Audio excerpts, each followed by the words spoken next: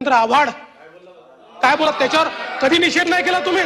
जितेंद्र आव्हाड या ठिकाणी म्हणता की औरंगजेब होते म्हणून छत्रपती शिवाजी महाराज, औरंगजेब किती बलाढ्य होता, महाराज 5 फुटाचे होते, हे रेकॉर्ड होत, त्याच्यात नाही निषेध करत तुम्ही. असं सिलेक्टिव्ह करू नका.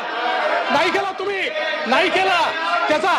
आणि आणि आणि त्याच्या पलीकडे जाऊन सांगतो, त्याच्या विरोधी पक्ष नेत्यांनी बोललेलं सगळं ऐकलेलं आहे. उत्तर ऐका ना आपण. जवाहरलाल नेहरूंनी, उत्तर ऐका ना आपण.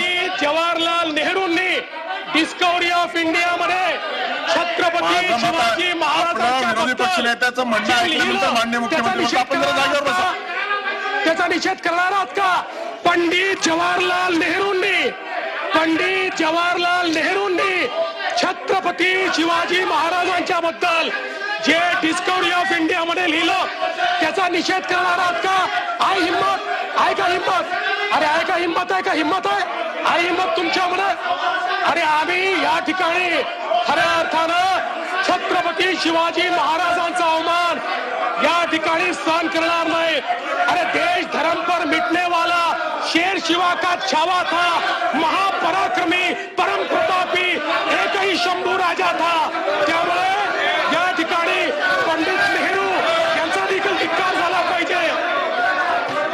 सभागृह 10 मिनिटांसाठी तहकूब करत आहे.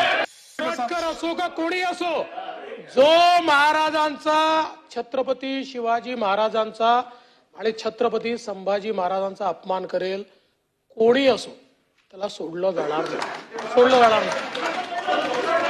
सोडलं जाणार नाही. असं आहे. एक लक्षात ठेवा, समजा काही न्यायालयाने निर्णय दिले असले तर वरच्या न्यायालयात जाऊ, पण सोडणार नाही.